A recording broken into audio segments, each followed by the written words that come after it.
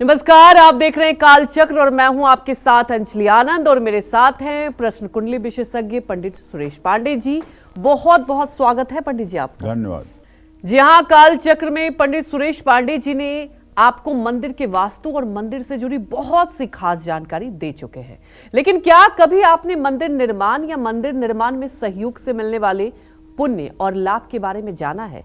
नहीं जाना होगा तो आज बने रहिए कालचक्र के साथ, क्योंकि मंदिर निर्माण से ही जुड़ी खास जानकारियां आज आपको मिलने वाली है।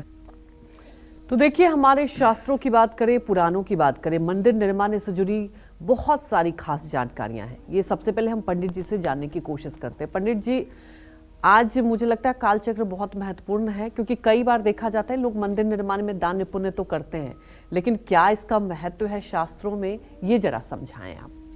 देखो, ऐसा है,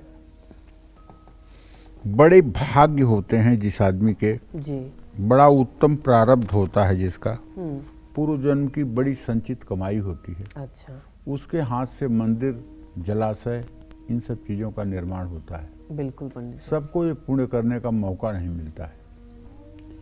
जो देवता के लिए मंदिर या जलाशय का निर्माण कराने की इच्छा मात्र रखता है, उसका संकल्प ही उसको हजारों जन्मों के पापों से मुक्त कर देता है।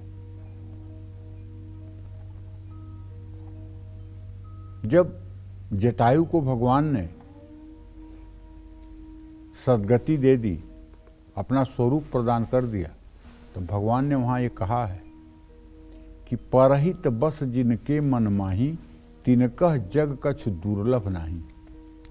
जो लोग केवल अच्छी भावना रखते हैं, भले उस भावना को पूर्ण करने में उनकी सामर्थ्य न हो, केवल अच्छी भावना रखते हैं और अच्छी भावनाओं को लेकर के जीवन जीते हैं, उनकी सारी मनोकामना भगवान अनायास ही पूरी कर लेते हैं। और जब आपके मन में दूसरों के हित की हर समय कामना रहेगी, आप विश्वास करिए, आपका दुर्भाग्य सदा सर्वदा के लिए समाप्त हो जाएगा। और जो लोग पूरी श्रद्धा से मंदिर का निर्माण करवाते हैं, उनके सैकड़ों जन्मों के पाप नष्ट हो जाते हैं। मंदिर के निर्माण से ब्रह्म हत्या के पापों से भी मुक्ति मिलती है। यज्ञ से जिस फल की प्राप्ति नहीं होती है, वो मंदिर का निर्माण कराने से हो जाता है। मंदिर का निर्माण कराने पर सभी तीर्थों में स्थान मिल जाता है। कंजूस से कंजूस व्यक्ति भी अगर धूल मिट्टी का मंदिर बनवाता है, तो भी उसे स्वर्ग या दिव्य लोक की प्राप्ति होती है।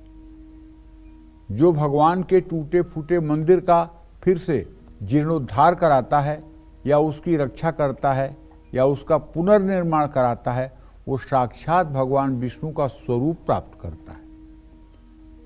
जो व्यक्ति मंदिर निर्माण में सहायता करता है, उसका अगला जन्म मनुष्य का होता है, और ऐसे व्यक्ति का परिवार समृद्ध होता है।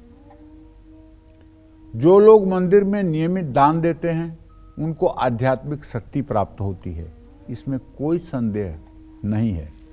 मंदिर निर्माण के कार्य में सहयोग करना, मंदिर निर्माण करना, ये बड़े परम सौभाग्य की बात है। आप देखिए ना, आपके जानकारी में शायद एकाक कोई व्यक्ति होगा जो मंदिर निर्माण में सहयोग किया होगा, या जिसने मंदिर बनवाया होगा। और अब तो शिवालय बनने का प्रचलन ही खत्म हो रहा है। अब तो एक ही मंदिर में घर की तरह मंदिर बना करके, और उसी में सारे देवी देवताओं को स्थापित कर दे रहे हैं। जैसे किसी मॉल में कोई शॉप हो, और उसमें नमक से लेकर के हल्दी तक और कपड़े से लेकर के गहने तक बिकते हों, उसी तरह से अब मंदिरों की हालत है कि एक ही मंदिर में आपको सभी भगवान मिल जाएंगे। ये ठीक नहीं है, ये उचित नहीं है। उचित ये है कि मंदिर चाहे लंबा हो चाहे चौड़ा हो, ये अलग बात है, लेकिन मंदिर का गर्भगृह, मंदिर का जो मुख्य देवता होगा, उसका जो गर्भगृह होगा, वो वर्गाकार होना चाहिए। अगर वो वर्गाकार नहीं है तो ये वास्तु का दोष है। भले मंदिर की लंबाई कितनी भी हो, लेकिन जहां विग्रह स्थापित किया जाएगा वो वर्गाकार होना चाहिए, गर्भगृह वर्गाकार होना चाहिए। ये हमारे शास्त्रों का कथन है, ये हमारे वास्तु शास्त्र का कथन है, ऐसा ही होना चाहिए। अब रही बात कलयुग की, तो कलिमल ग्रसे धर्म सब लुप्त भये सदग्रंथ, दम्भिन निजमत कल्पिकर प्रगट किए बहुपंथ। अब पाखंडियों ने अपने मन से जो सोचा वही विधान बना दिया है, इसलिए मंदिरों के वास्तु में भी त्रुटि दिखाई दे रही है और मंदिरों के संरचना में भी कमी दिखाई दे रही है। तो कहने का आशय यह है कि अगर आप मंदिर बनवाने ही जा रहे हैं तो उसे शास्त्र सम्मत तरीके से बनवाएं।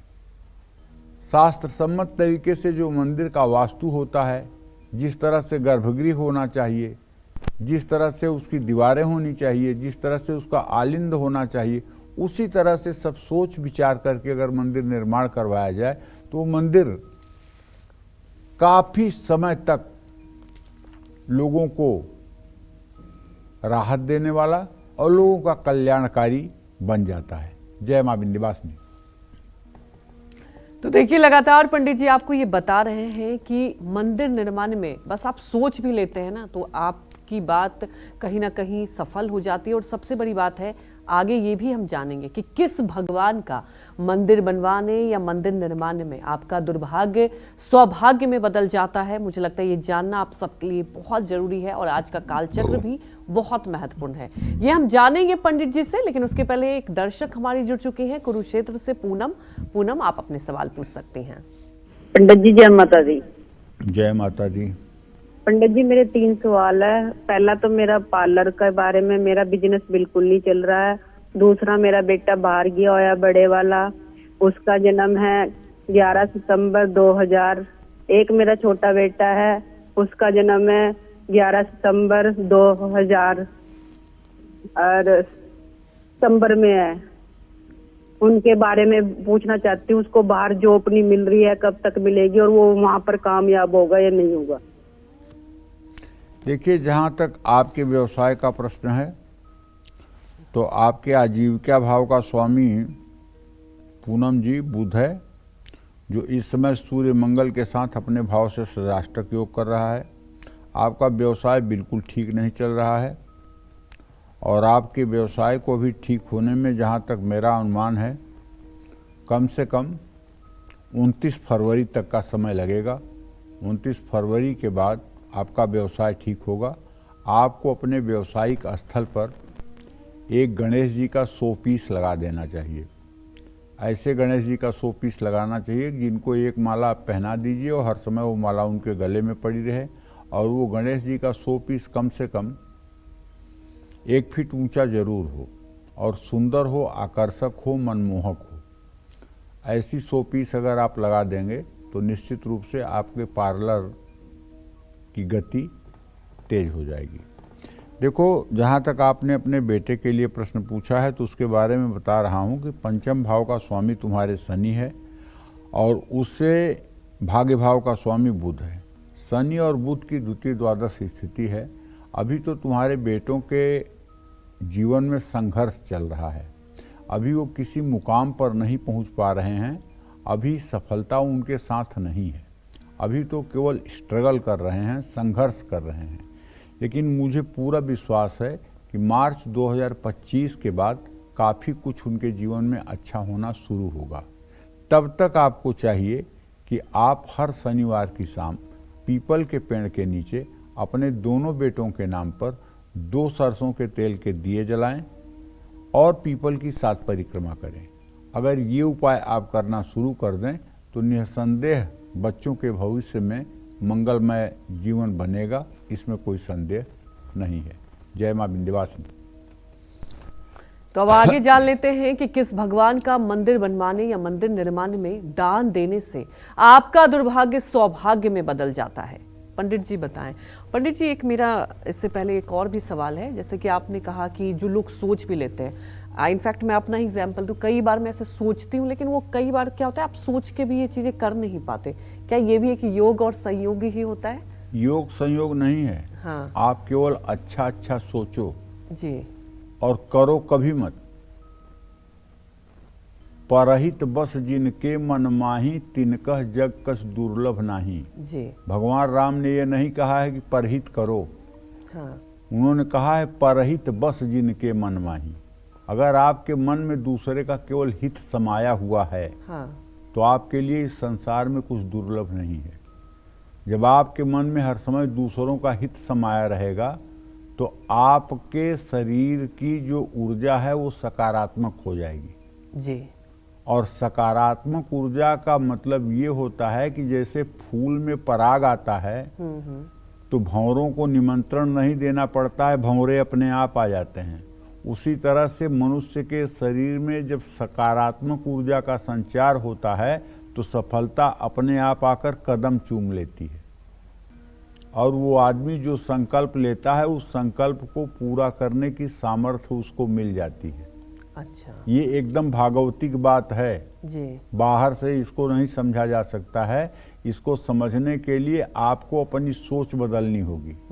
आप ये हर समय मन में सोचते रहें मैं किसके काम आ जाऊं, मैं किसकी मदद कर दूं, मैं किसका सहयोग कर दूं, मैं किसके काम आ जाऊं, शरीर से काम आ जाऊं, धन से काम आ जी, जाऊं, जी। बुद्धि से काम आ जाऊं, किसका सहयोग कर दूं।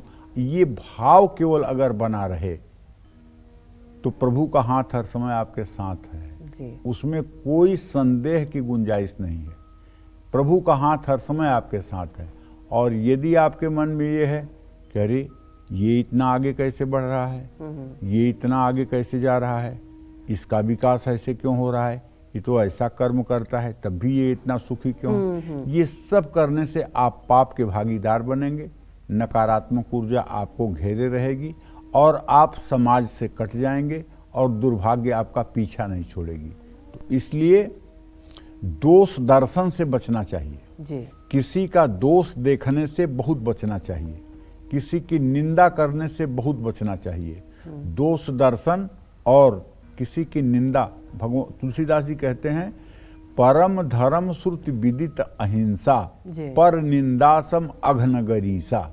मतलब अगर अहिंसा सबसे बड़ा धर्म है तो पर निंदा से बड़ा कोई अधर्म भी नहीं है। परम धर्म श्रुति विदित अहिंसा, पर निंदासम अघनगरीसा। कोई दूसरे की निंदा करने से बड़ा कोई पाप संसार में नहीं है, जी। ऐसा तुलसीदास जी कहते हैं। जय मां विंध्यवासिनी। जी पंडित जी, तो अब सब अगर देखा जाए, जैसे मैंने कहा कि बहुत लोग चाहते हैं मंदिर निर्माण में, तो कौन से ऐसे मंदिर निर्माण, कौन से ऐसे भगवान का मंदिर निर्माण करें तो जो दुर्भाग्य है वो सौभाग्य में बदल जाए? देखो, अलग अलग उद्देश्य से लोग अलग अलग देवताओं की पूजा करते हैं। जी बिल्कुल, ठीक है ना। और मैंने कुंडली में देखा है, कुंडली में जिसके जिस तरह के इष्ट रहते हैं वो उसी तरह का झुकाव लेता है। कुछ लोग आपको वैष्णव मिलेंगे, कुछ लोग आपको शैव मिलेंगे, कुछ लोग आपको शाक्त मिलेंगे, कुछ लोग आपको मिलेंगे जो रामकृष्ण के अलावा दूसरे किसी को मानेंगे ही नहीं। कुछ लोग आपको मिलेंगे जिनके लिए शिव सर्वस्व हैं, कुछ लोग आपको ऐसे मिलेंगे जिनके लिए देवियां सर्वस्व हैं, कुछ लोग ऐसे आपको मिलेंगे जिनके लिए हनुमान जी सब कुछ हैं, कुछ लोग ऐसे मिलेंगे जिनके लिए गणेश के अलावा और कुछ है ही नहीं है। तो एक व्यक्ति के लिए ऐसा नहीं है कि सब भगवान एक जैसे हों, जिसमें प्रीति है, लेकिन एक ही परम ब्रह्म परमात्मा सारे भगवान के रूप में है, केवल रूप बदले हुए हैं। जैसे बिजली का रूप बदला हुआ है, बिजली ट्रेन भी चलाती है और बिजली पंखा भी चलाती है, बिजली कपड़ा भी प्रेस करती है और बिजली से हीटर भी चलता है। उसी तरह से एक ईश्वर जो है वो सभी ईश्वरों के रूप में भाषित हो रहा है। जब उसको हनुमान की उपासना करेंगे तो हनुमान के रूप में फल देंगे, शिव के रूप में उपासना करेंगे तो शिव के रूप में फल देंगे, दुर्गा के रूप में उपासना करेंगे तो दुर्गा का फल देंगे। तो जो भगवान कृष्ण का मंदिर बनवाता है वो वैकुंठ धाम या गोलोक में निवास करता है। गोलोक यही वृंदावन है, गोलोक कहीं दूर नहीं है, वृंदावन गोलोक है। और बड़े बड़े सिद्ध संतों ने कहा है यदि वृंदावन में जन्म हो और वृंदावन के स्वपच की जूठन खाने को भी मिले तो उत्तम है। एक भक्त ने तो यहाँ तक कहा है कि यदि मैं वृंदावन के नालियों का कीड़ा भी बन जाऊं तो मुझे बैकुंठ से ज़्यादा मज़ा वृंदावन में आएगा, ज़्यादा आनंद वृंदावन में आएगा। ये वृंदावन ही गोलोक है और गोलोक कहीं नहीं है, वृंदावन ही गोलोक है। जिसको वृंदावन वास मिल गया और जिसने सही में वृंदावन का सेवन किया, भगवतमय भागवतिक जीवन जीने का प्रयास किया, उसका ही जीवन गोलोक में है। आप ये मान के चलिए। भगवान कृष्ण का मंदिर बनवाने वाले व्यक्ति के पितरों को नरक से मुक्ति तत्काल मिल जाती है। भगवान विष्णु के मंदिर का निर्माण करवाने वाले व्यक्ति की पिछली 10,000 पीढ़ियां और आने वाली 10,000 कुलों को विष्णु लोक में स्थान मिल जाता है। एकायतन यानी एक ही देव प्रतिमा जिस मंदिर में स्थापित होती है उसको एकायतन कहते हैं। तो ऐसे लोगों को स्वर्ग में स्थान मिलता है। और त्रायतन यानी 3 देवों के लिए 3 कमरे का मंदिर बनवाने वाला ब्रह्मलोक में निवास करता है, जैसे ब्रह्मा विष्णु महेश। पंचायतन यानी 5 देवों के लिए। 5 देव कौन कौन हैं? 5 देवों में पहले गणेश हैं, फिर दुर्गा हैं, फिर राम या कृष्ण हैं, फिर भगवान शिव हैं और फिर सूर्य हैं। ये 5 देव पंचायतन कहलाते हैं। 5 कमरे का मंदिर बनवाने वाला शिवलोक में निवास करता है। अष्टायतन यानी 8 देवताओं के लिए 8 कमरे का मंदिर निर्माण कराने वाला व्यक्ति श्री हरि के साथ रहने का सौभाग्य प्राप्त करता है। खोड़सायतन 16 गर्भगृहों वाला मंदिर। 16 देवी देवताओं के लिए 16 गर्भगृहों वाला मंदिर बनवाने से भोग और मोक्ष की प्राप्ति होती है। अपने श्रद्धा से अगर व्यक्ति का 1 लाख या 100 रुपये भी मंदिर निर्माण में दान कर दिया तो दोनों का फल और पुण्य बराबर ही मिलता है। किसी की सामर्थ्य, कोई करोड़पति है वो 1 लाख दे रहा है और कोई मजदूर है 500 की मजदूरी करता है, अगर वो 100 रुपये दे रहा है तो उसका 100 रुपया उस 1 लाख रुपए के बराबर है। आप विश्वास करिए, उसको उतना ही पुण्य मिलेगा जितना 1 लाख देने वाले को पुण्य मिलेगा, क्योंकि दान जो है सामर्थ्य के अनुसार किया जाता है। आपकी सामर्थ्य क्या है उसके अनुरूप दान किया जाता है और उसके अनुरूप सहयोग किया जाता है, उसका फल होता है। जय मां विंध्यवासिनी।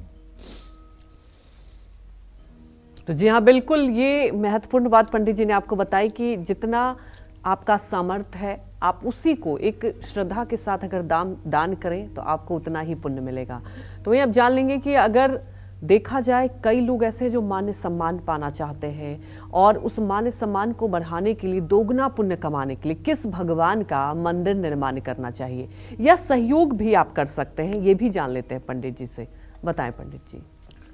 जो लोग बचपन में मिट्टी से भगवान विष्णु की प्रतिमा बनाते हैं उनको विष्णु लोक की प्राप्ति अवश्य होती है। तीर्थ में, पवित्र स्थान में, सिद्ध क्षेत्र में भगवान विष्णु का मंदिर बनवाने से 3 गुना फल प्राप्त होता है। जो लोग भगवान श्री हरि विष्णु के मंदिर में रंग पेंट करवाते हैं वो विष्णु लोक को प्राप्त होते हैं। जो व्यक्ति भगवान शिव, ब्रह्मा, गणेश, माँ दुर्गा, माँ लक्ष्मी या सूर्यदेव का मंदिर बनवाते हैं उनका मान सम्मान बढ़ता है। जिन लोगों का धन पितरों और देवताओं के उपयोग में नहीं आता है उनका धन कभी उन्नति को प्राप्त नहीं होता है, बल्कि वो दुर्योग से सारा धन एक न एक दिन नष्ट हो जाता है। इसमें कोई संदेह नहीं है, क्योंकि धन की 3 गति होती है, अच्छी तरह से जान लीजिए। दान, भोग, नाश। अगर धन की उत्तम गति होनी है तो उसको दान कर दीजिए।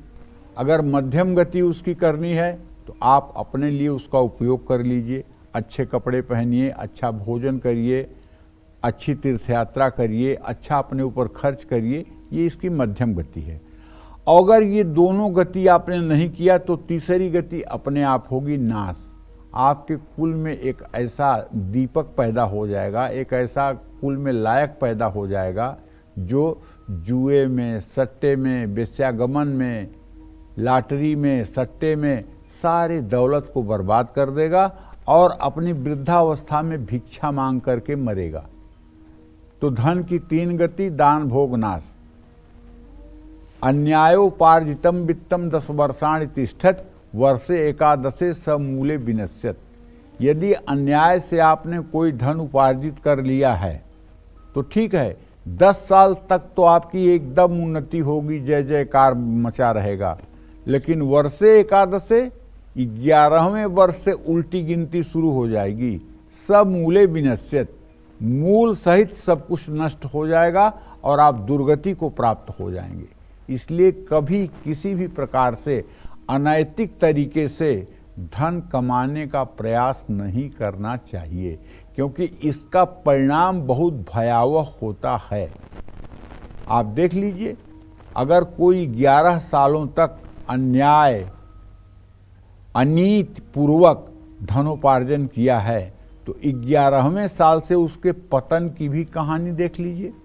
कुछ लोग कहते हैं कि अमुक व्यक्ति तो इतना पाप कर रहा है, इतना अशुभ कर रहा है, इतना नाजायज कर्म कर रहा है, तब भी दिन दूना रात चौगुना बढ़ रहा है। तो सब्र रखो, 10 साल के बाद देख लेना कि क्या होता है। ये प्रकृति का जो काल चक्र है, इसकी 3 दशाएं होती हैं, सिंहावलोकन, मंडूकी और मरकटी। जब अच्छी दशा चल रही होती है तो बुरे कर्म भी अच्छे हो जाते हैं, और जब बुरी दशा चलेगी तो सारा हिसाब किताब हो जाएगा, और ऐसा हिसाब किताब होगा कि दुर्गति हो जाएगी। इसलिए धन के लिए कभी अनैतिक मार्ग का अनुसरण नहीं करना चाहिए। हर समय दूध भिक्षा में विश्वास करना चाहिए, रक्त भिक्षा में विश्वास नहीं करना चाहिए। जय मां विंध्यवासिनी। पंडित जी, अगर देखा जाए, आप मंदिर निर्माण को लेकर बहुत सारी चीजें बता रहे हैं, और मंदिर निर्माण में जैसा कि जितनी भागीदारी हो, मुझे लगता है उतना ही बेहतर होगा, जिसके जैसे सामर्थ्य। पंडित जी, हर मंदिर निर्माण की बात की जाए, हर कोई शुभ ही होता है, लेकिन किस चीज का मंदिर निर्माण की बात की जाए वो ज्यादा उपयोगी और शुभ होता है? खास तौर पर कुछ लोग दान भी करते हैं जब मंदिर निर्माण हो रहा होता है, उस वक्त किन चीजों का पालन करना चाहिए? बिना दान के तो मंदिर निर्माण होता ही नहीं है जी। पहली बात। दूसरी बात, मंदिर कभी व्यक्तिगत बनाना नहीं चाहिए। अच्छा, मेरी राय है। अच्छा। अगर आपने मंदिर व्यक्तिगत बना दिया और अपने परिवार के लिए बना दिया और उसमें आपने प्राण प्रतिष्ठा कर दिया, मान लीजिए आप आस्तिक हैं, आप पूजा पाठ करते हैं जी, आप भोग लगाते हैं, हाँ। आप चारों समय आरती करते हैं, लेकिन आपके पधार जाने के बाद आपके कुल में अगर नालायक पैदा हो गया, आपके कुल में पूजा पाठ करने वाला नहीं पैदा हुआ, हाँ। तब उस देवता का क्या होगा? तब उस देवता का कोप कहाँ गिरेगा? उसी घर पे। उसी घर पे। जी। तो इसलिए व्यक्तिगत मंदिर तो बनवाने के लिए मैं कभी राय नहीं देता हूँ। अच्छा। हर समय मंदिर जो बनवाना चाहिए वो सार्वजनिक बनवाना चाहिए और सभी के लिए बनवाना चाहिए। तो पंडित जी, एक मेरा इसी से जुड़ा सवाल है। आजकल मैं देखती हूँ कई कोठियों में आप देखते हैं कि मंदिर निर्माण शिवालय भी बनाए जाते हैं, तो क्या वो नहीं बनाने चाहिए? घर में छोटा सा ही मंदिर जिन होना जिन चाहिए? घरों में शिवालय बना हो, हाँ। जा करके आज उसकी स्थिति देख लो। वो पतन नहीं, महापतन के गर्क में गिर गए होंगे, क्योंकि शिव को संभालना इतना आसान नहीं है। शिवालय हर समय सार्वजनिक होना चाहिए। अच्छा। और शिवालय हर समय सबके सहयोग से बनना चाहिए। जी। जिन लोगों ने शिवालय बना लिया है, क्योंकि जब पैसा होता है तो मनुष्य के अंदर मद आ जाता है, मैं ये हूँ, मैं वो हूँ, मैं ये हूँ, मैं वे करूँगा, मैं वो करूँगा, तो भगवान को भी एक्सपेरिमेंट कर देता है। तो अपने बाउंड्री में, अपने हाथे में मंदिर बनवा देता है, जहाँ पूजा सिर्फ उसका परिवार करता है। कुछ दिन परिवार करता है, उसके बाद एक पुजारी की नियुक्ति हो जाती है, और पुजारी अनपढ़ गंवार होता है, बेरोजगार होता है। और होता क्या है कि उसका परिणाम ये होता है कि बाद में भगवान शिव का डमरू बजता है, तांडव होता है और परिवार मटिया मेट हो जाता है। भाई, हर समय मंदिर ऐसी जगह पे बनवाइए जो सार्वजनिक हो और जो सबके लिए उपलब्ध हो। मंदिर व्यक्तिगत मत बनवाइए। अगर व्यक्तिगत बनवाना है तो घर में पूजा स्थान बनाइए और आप पूजा करिए। मंदिर बनवाने की चेष्टा अगर आप व्यक्तिगत कर रहे हैं तो कहीं न कहीं आप अपने आगे आने वाली पीढ़ी के सर्वनाश की कहानी लिख रहे हैं। कच्ची मिट्टी के मंदिर से लकड़ी का देव मंदिर उत्तम माना जाता है। लकड़ी के मंदिर से ईंट का मंदिर बनाना ज़्यादा शुभ माना जाता है। ईंट के मंदिर की तुलना में अगर पत्थर का मंदिर बनाया जाए तो वो ज़्यादा उत्तम होता है। पत्थर की तुलना में धातु से मंदिर बनाया जाए तो अति उत्तम माना जाता है। तो मंदिर निर्माण के लिए दान हमेशा गुप्त रूप से करना चाहिए। ऐसा होता नहीं है। हर मंदिर में जाइए तो दान दाताओं की सूची संगमरमर पे लगी होती है। कितना किसने दिया है, दान दाताओं की सूची लगी होती है। और जब दान दाताओं की सूची आप लगाएंगे तभी चंदा भी मिलेगा। अगर आप सोचें कि दान दाताओं की सूची हम ना लगाएं और चंदा मिल जाए तो कोई चंदा देने वाला नहीं है। क्योंकि लोगों को ये लगता है कि अगर इसमें मैं 5,000 दे रहा हूँ, मेरा नाम लिखा जाएगा तो मैं सबको बताऊंगा कि यहाँ जा रहे हो तो मंदिर में देखना मैंने चंदा दिया है, मेरा नाम लिखा हुआ है।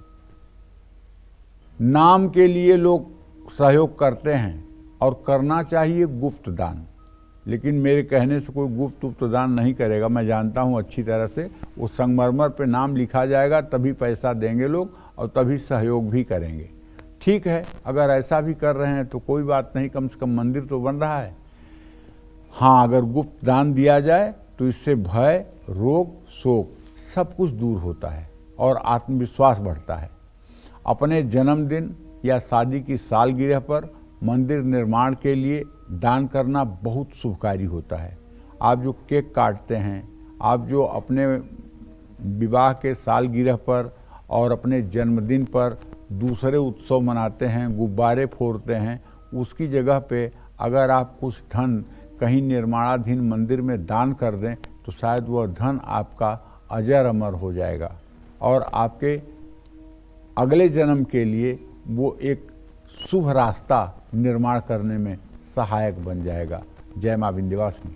कैसे नया मंदिर बनवाने से, मंदिर निर्माण में सहयोग करने से और दान करने से आपका सोया भाग्य जाग सकता है, यही आज कालचक्र में पंडित सुरेश पांडे जी आपको बता रहे हैं। और अपनी चर्चा को हम आगे बढ़ाते हुए बात करते हैं उन लोगों की जिनको मंदिर निर्माण में सहायता जरूर करनी चाहिए। ये अब जान लेते हैं, बताएं पंडित जी।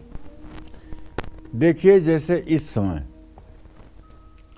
जितने लोग इस धरती पर हैं, मैं दावे के साथ कह सकता हूं, उन लोगों के भाग्य की बराबरी पिछले 500 वर्षों में किसी ने न किया है, न आगे 3 साल के बाद कोई कर पाएगा।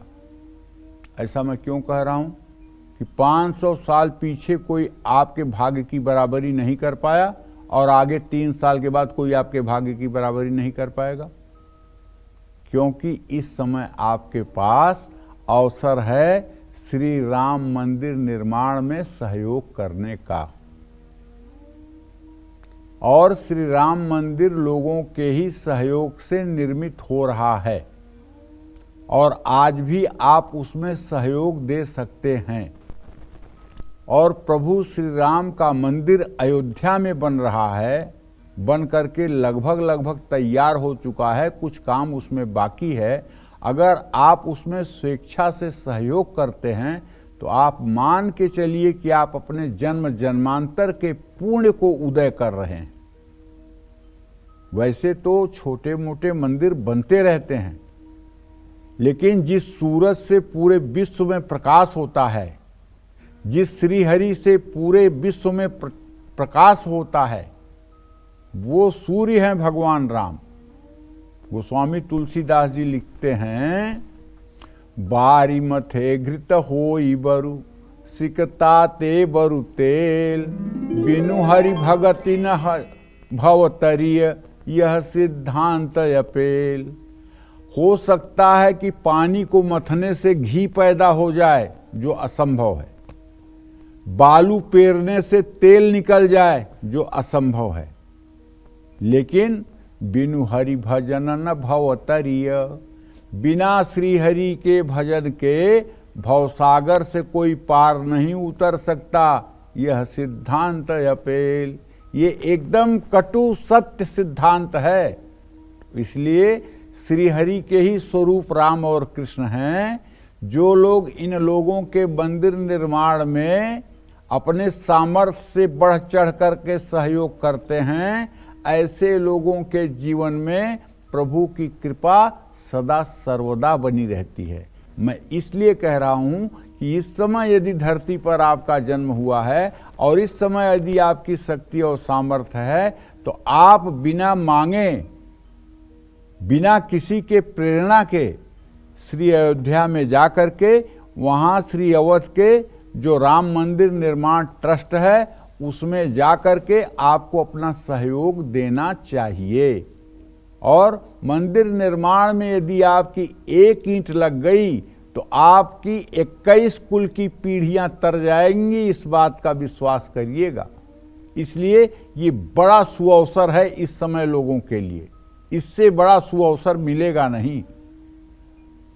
जिन लोगों की जन्म कुंडली में पितर दोष है, जैसे बृहस्पति राहु के साथ है, सूर्य राहु के साथ है, चंद्र राहु के साथ है, जिनको संतान सुख नहीं मिल रहा है, जिनके घर में बहुत कलेश की स्थिति बनी हुई है, जिन लोगों के घर में विवाह शादी अवरुद्ध हो गए हैं, विवाह हुआ है तो वैवाहिक जीवन का सुख नहीं मिल रहा है, जिनका शरीर नाना प्रकार के रोगों से ग्रसित है, ऐसे लोगों को मंदिर निर्माण में जरूर मदद करनी चाहिए। जिन लोगों ने अपने माता पिता और पूर्वजों को परेशान किया है और अब कष्ट भोग रहे हैं, ऐसे लोग अगर प्रायश्चित करना चाहते हैं तो मंदिर निर्माण में मदद करें और अपने कर्मों के लिए प्रायश्चित करें। जिनकी कुंडली में सूर्य और चंद्रमा खराब स्थिति में हैं, उनको छोटे या बड़े मंदिर के निर्माण में सहयोग जरूर देना चाहिए। ऐसे लोगों को किसी मंदिर की मरम्मत करवानी चाहिए। किसी मंदिर का जीर्णोद्धार कराना बहुत बड़ी बात होती है। अगर कोई शिवालय पहले से है और वो टूट फूट गया है और उसको अगर आप उसका जीर्णोद्धार करा देते हैं, उसको अच्छे स्वरूप में आप ला देते हैं, तो आप परम पुण्य के भागीदार होंगे, इसमें कोई संदेह नहीं है। जय मां विंध्यवासिनी। तो पंडित जी ने हमारे अलग अलग धर्म शास्त्रों में मंदिर निर्माण से जुड़ी बहुत सारी बातें बताई। अब जानेंगे कि ऐसी कौन सी खास बातें लिखी हुई हैं, इस बारे में भी हम जानेंगे पंडित जी से। पंडित जी हमारे दर्शकों को बताएं, अगर शास्त्रों की बात करें हम तो कौन सी ऐसी खास बातें? बिना शास्त्र के तो मैं कोई बात ही नहीं कर रहा हूँ। जितनी बातें मैंने किया है वो अग्नि पुराण से तथ्यपरक बातें मैंने किया है जी। और फिर शास्त्रों की बात है तो मनुस्मृति और धर्म सिंधु के प्राचीन ग्रंथों में कहा गया है कि जो व्यक्ति मंदिर के निर्माण के लिए तन धन मन से सेवा करता है, उसको जीवन में हर सुख प्राप्त होता है। श्रीमद् भागवत में लिखा है कि जो व्यक्ति भगवान के मंदिर में उनकी मूर्ति की स्थापना करवाता है, मंदिर के निर्माण या मंदिर के नवीनीकरण के लिए दान देता है, ऐसा व्यक्ति मृत्यु के बाद विष्णुलोक में निवास करता है, यानी मोक्ष को प्राप्त करता है। भविष्य पुराण में भगवान कृष्ण ने कहा है कि मंदिर निर्माण कराने वाले व्यक्ति के 7 कुलों का उद्धार हो जाता है। अलग अलग स्मृतियों के अनुसार किसी को प्रायश्चित करना है और कोई तरीका नहीं मिल पा रहा है तो मंदिर निर्माण में मदद करना चाहिए। पराशर स्मृति कहती है कि तपः परमं कृतम युगे त्रेतायाम ज्ञान मुच्यते, द्वापरे यज्ञ मेवाह दान मेवह कलौ युगे। सतयुग में आत्मत्याग प्रायश्चित करने का उपाय था, त्रेता युग में ज्ञान प्रायश्चित का उपाय था, द्वापर युग में देवताओं के लिए यज्ञ करके प्रायश्चित किया जा सकता था, कलयुग में केवल दान ही एकमात्र प्रायश्चित का नियम है। इस बात को अच्छी तरह से समझ लेना चाहिए। इसलिए कलयुग में दान देना बहुत अच्छी चीज़ है और बहुत पुण्य की चीज़ है, इसमें कोई संदेह नहीं है। और इस समय आपके पास सुअवसर है। अगर अभी तक आपने राम मंदिर निर्माण में सहयोग नहीं किया है तो आपको अपने शक्ति और सामर्थ्य के अनुसार राम मंदिर में सहयोग करना चाहिए। जय मां विंध्यवासिनी। तो पंडित जी, अगर मंदिर की बात की जाए, कई लोग बनवाने में मदद भी करते हैं, लेकिन किस पुराण में ऐसा लिखा गया है या तो मंदिर बनवाने में मदद करे, या दूसरी बात कई लोग प्याऊ लगाते हैं, उससे भी कई लोगों का भला होता है, तो उससे कई गुना जो होते हैं कि आपके धर्म और कह सकते हैं कि आपकी तरक्की होती है, वो बताएं हमारे देखो, दर्शकों धर्म के अनेक रूप हैं को। जी समझ रहे हो ना। धर्म के अनेक रूप हैं। किसी को ज्ञान देना, हाँ किसी के रोग में सहायता करना, जी किसी को शुद्ध जल पिलाना, किसी को ठंडे जल पिलाना, यहाँ तक कि किसी यात्री को रास्ता बताना भी हमारे शास्त्रों में धर्म माना गया है। बताया गया जी। मतलब दूसरों के हित में अगर आप कोई भी कार्य कर रहे हैं तो धर्म की ही कोटि में आता है। जी समझ रही हो।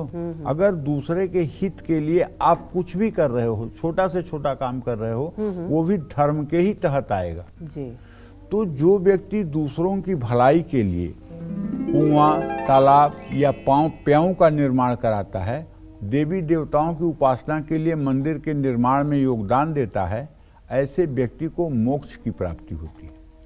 जिन लोगों ने धन, राजनीतिक शक्ति, मंदिर प्रशासन शक्ति का दुरुपयोग किया है, मंदिर परिसर के अंदर अवैध गतिविधियों में शामिल हुए हैं, भगवान के कपड़े आभूषण की डकैती या चोरी की है, उनका अगला जन्म पशु के रूप में होगा, और वो भी साधारण पशु नहीं, सूअर बनेंगे, सूअर। जिन लोगों की कुंडली में ऐसे दोष हैं, उनको मंदिर निर्माण में मदद करना चाहिए या किसी मंदिर में जाकर सेवा करनी चाहिए। जो लोग मंदिर में विग्रह के पास बैठ करके भी, मंदिर विग्रह के पास बैठ करके भी, मतलब मूर्ति के पास बैठ करके भी मूर्ति को न देख करके पैसों को देखते हैं कि 500 की नोट है कि 100 की नोट है, 2000 की नोट है कि 100 की नोट है। जो लोग भगवान को न देखकर सिर्फ पैसों को देखते हैं, वो लोग अगले जन्म में क्या बनते हैं मालूम है आपको? वो लोग अगले जन्म में उल्लू बनते हैं, जो दिन में नहीं देखते हैं, केवल रात में देखते हैं। जो लोग धर्म से आए हुए पैसे का दुरुपयोग करते हैं, मंदिर के सामान का गलत उपयोग करते हैं, आया है मंदिर के उपयोग के लिए सामान और भेज दिए अपने घर, तो ऐसे लोगों को कौन कौन सा दुख मिलता है ये मैं आपको आगे बताऊंगा। इसलिए ध्यान देना चाहिए। 3 काम बहुत सोच समझ कर करना चाहिए। पहला काम गोरक्षा, दूसरा काम ब्राह्मणों को अपने अधीनस्थ रखना, और तीसरा काम मंदिर के कल्याण के लिए आपकी नियुक्ति।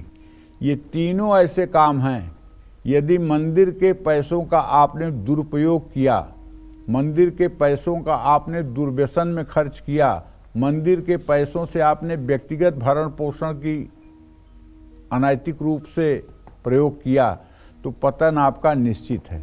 उसी तरह से अगर आप अपने अधीनस्थ ब्राह्मणों को रख करके शिक्षा दीक्षा देने का कार्य या पूजा पाठ कराने का कार्य करते हैं और उनकी सेवा शुश्रूषा न करके उनको समुचित रूप से भोजन आहार की व्यवस्था न दे करके, उनके शयन की व्यवस्था न दे करके, तो आप महापाप के भागीदार होंगे। उनका आपको पुण्य नहीं मिलेगा, श्राप मिलेगा। और इसी तरह से मतलब कि एक तो ब्राह्मणों की और एक तो गाय की। गाय आपने 100 पाल लिया, लेकिन गायें भूखी खड़ी हैं, उनको आप भोजन नहीं दे रहे हैं, ये महापातक है। इस पाप का कोई कल्याण मार्ग नहीं है। इसलिए गो सेवा तब करें जब गायों की सेवा माँ की तरह मानकर कर सकें। ऐसा न हो कि गायें भूखी खड़ी हैं और आप गौशाला के नाम पर बड़े मठ महंत बन करके बैठे हैं। गायों की समुचित देख रेख करने पर ही आपका कल्याण होगा, क्योंकि गाय में 33 कोटि देवी देवताओं का वास होता है। इसलिए हमारे शास्त्रों में कहा गया है कि गोपालन, ब्राह्मण सेवा और मंदिर के निमित्त किए गए कार्य बहुत ही सात्विक होने चाहिए। जय मां विंध्यवासिनी। तो मंदिर बनवाने से जुड़े पैसों का दुरुपयोग और मंदिर के सामान का गलत उपयोग करने से कौन कौन से दुख और परेशानियां झेलनी होती है, ये भी जानते हैं। पंडित जी ये बताएं, ये तो मुझे लगता है जानना बहुत महत्वपूर्ण है।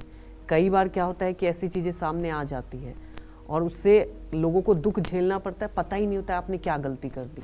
देखो ऐसा है ना कि या हम अज्ञान तो नहीं कहेंगे, इसको अज्ञान कहना ही नहीं चाहिए, क्योंकि अज्ञान इसलिए किसी को नहीं होता है कि संसार के जितने लोग हैं, जब भी आप बुरा काम करने चलते हैं तो आपके अंदर से एक आवाज़ आती है कि ये गलत काम है, मत करो, लेकिन आप उस आवाज़ को दबा करके गलत काम करते हैं जी।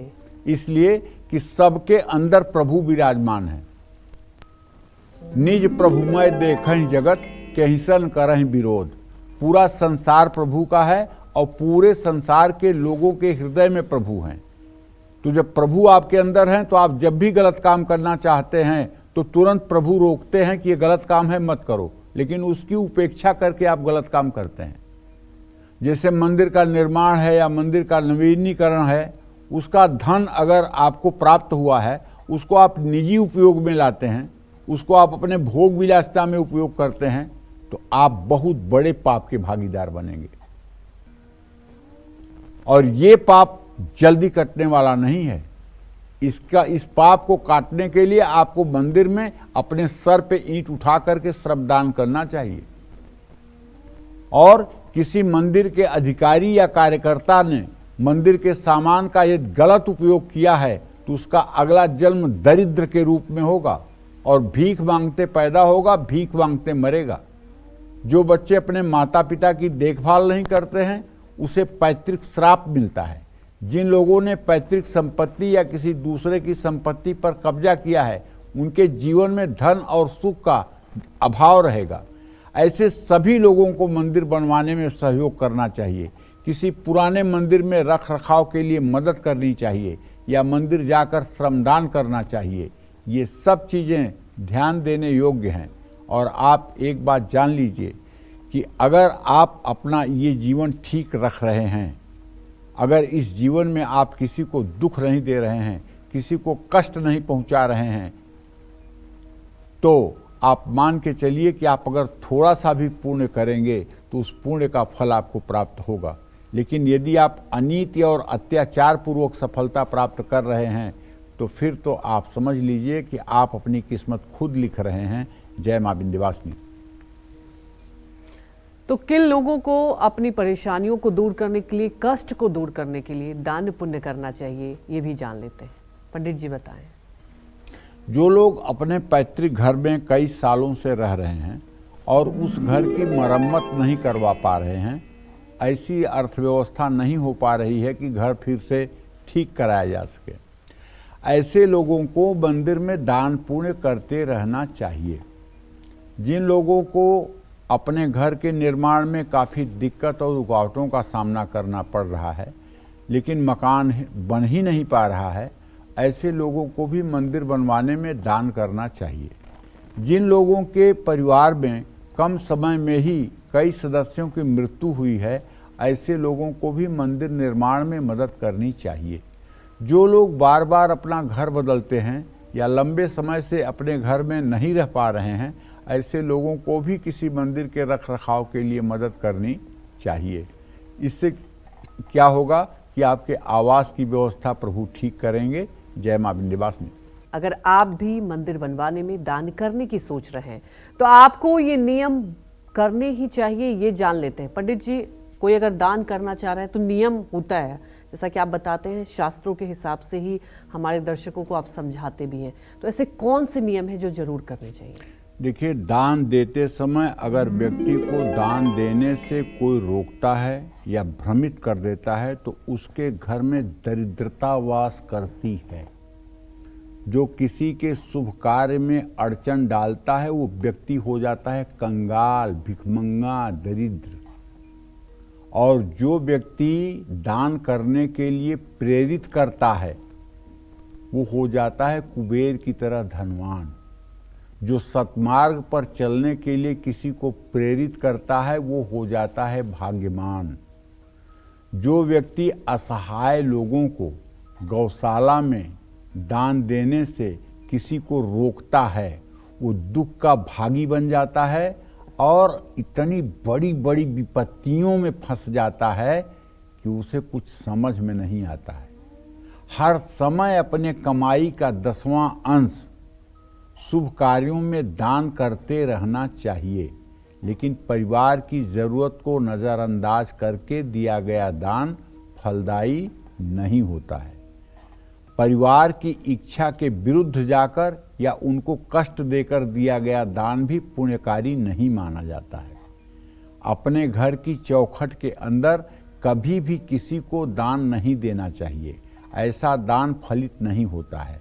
हमेशा दान अपने घर के बाहर निकल कर ही देना चाहिए, लेकिन अपने गुरु को और किसी वैष्णव साधु संत को अपने घर में बुला करके उनका चरण धो करके, चरण के जल का चरणामृत ले करके उस जल को घर में छिड़क करके और उन्हें यथाशक्य जो कुछ भी आप देना चाहें अपने घर में दे सकते हैं। इसका पूरा फल मिलेगा। जो घर के बाहर दान दिया जाता है वो याचकों को दिया जाता है, जो मांगने वाले आते हैं। लेकिन जो याचक नहीं हैं, जो दाता हैं, गुरु और वैष्णव संत ये दाता हैं, ये याचक नहीं हैं। आप अपने को कृतकृत्य करने के लिए उनका चरणोदक का सेवन करते हैं और उनके चरण के जल को अपने घर में छिड़कते हैं और उनकी कृपा दृष्टि से आप अपने दुर्भाग्य को दूर करते हैं। तो वो याचक नहीं हैं, वो दाता हैं। उन्हें अपने घर में ही बैठा करके सारी वस्तु आप दीजिएगा। उनके बारे में मैं नहीं कह रहा हूँ कि घर के दरवाजे के बाहर उनको दीजिएगा, ऐसी भूल कभी मत करिएगा। और किसी को घर में बुलाकर दिया गया दान उत्तम श्रेणी का दान नहीं होता है। याचक को, अपने गुरु को तो आप दे सकते हैं, अपने किसी वैष्णव संत को दे सकते हैं। दान करते समय तिल, कुशा, चावल और जल हाथ में होना चाहिए। पितरों के निमित्त दान कर रहे हैं तो हाथ में तिल रखें। देवताओं के निमित्त दान कर रहे हैं तो हाथ में चावल रखें। शास्त्रों में संपत्ति, कपड़ा, कन्या, अन्न और गाय का दान सर्वोत्तम माना गया है। जय मां विंध्यवासिनी। तो चलिए अब बात कर लेते हैं आज के लकी ईमेल कुंडली विजेता कौन है। तो आज के हमारे जो लकी ईमेल कुंडली विजेता हैं पंडित जी, वो हैं शशि बाला और इनका डेट ऑफ बर्थ है 23 जून 1988 और रात को 8:30 बजे इनका जन्म हुआ है और दिल्ली में ही जन्म हुआ है। सवाल इन्होंने ये पूछा है कि मेरी लाइफ में बहुत मुश्किलें आ गई हैं। 2 साल पहले मेरी शादी हुई तो मैं विदेश चली गई। अचानक मेरे पति को गंभीर रोग हो गया और कुछ कारणों की वजह से मैं भारत आ गई हूँ। अब ये वो जानना चाहती हैं कि मैं वापस अपने पति के पास कब जाऊंगी। बहुत परेशान चल रही है इस समय। दूसरा सवाल भी पूछा है कि इनका करियर कैसा रहेगा, नौकरी करनी चाहिए या बिजनेस।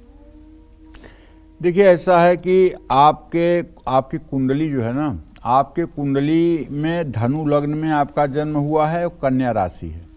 आपके जन्म कुंडली में लग्न में शनि बैठा हुआ है और पति स्थान में सूर्य बैठा हुआ है। सूर्य को शनि पूर्ण दृष्टि से देख रहा है और आपके पति भाव का स्वामी बुध जो है वो रोगेश शुक्र के साथ 6ठे भाव में है।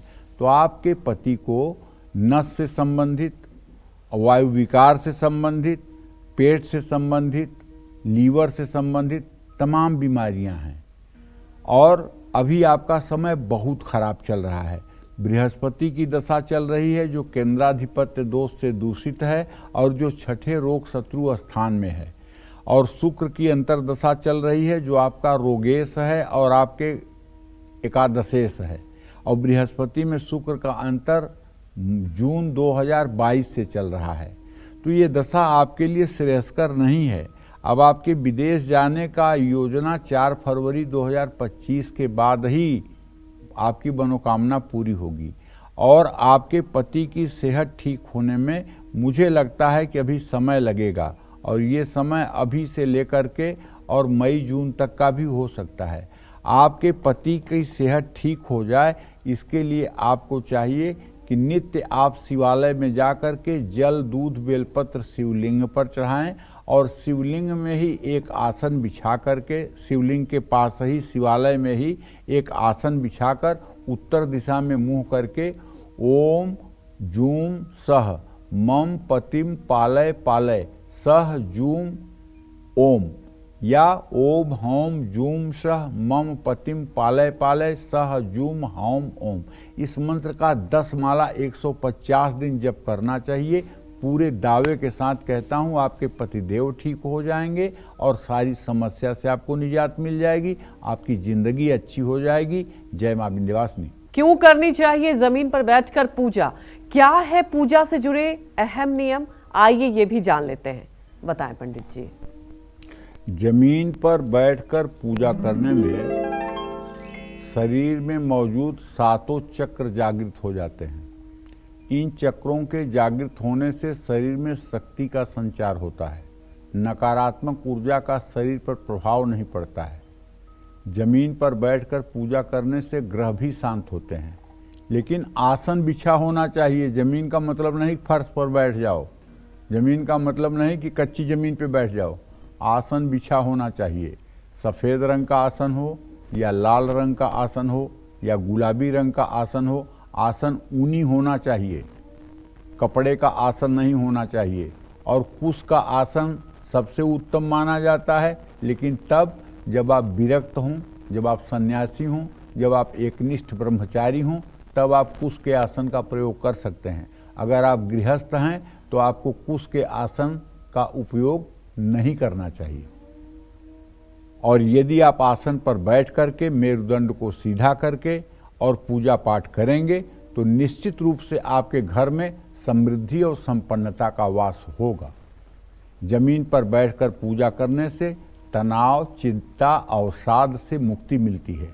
मन शांत रहता है, पाचन दुरुस्त रहता है। लेकिन हमेशा आसन बिछा करके ही पूजा करनी चाहिए। एक बार फिर ये बात कह रहा हूँ। इससे पूजा के समय शरीर में बढ़ने वाली सकारात्मक तरंगों का प्रभाव शरीर में ही रहता है, धरती में नहीं जा पाता है। और यदि आप धरती पर बैठ कर के फर्श पर बैठ कर करेंगे तो आपकी सारी ऊर्जा धरती में समाहित हो जाएगी। धरती का गुरुत्वाकर्षण तो आपको पता है ना? हाँ, न पता हो तो एक बाल ऊपर फेंक के देख लीजिए कैसे वो नीचे आता है। तो सब कुछ गुरुत्वाकर्षण के नियम से अंदर आपकी आभा मंडल भी अंदर की तरफ सूख जाएगा। इसलिए एक बीच में आपके जो है वो आसन जरूरी है। जय मां विंध्यवासिनी।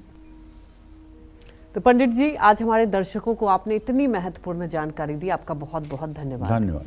तो उम्मीद यही करते हैं कि आपको भी हमारा विषय बहुत पसंद आया होगा। कल फिर लेकर आएंगे एक नए विषय और आपकी परेशानियों को दूर करने के लिए ढेरों उपाय लेकर आएंगे पंडित सुरेश पांडे जी के साथ।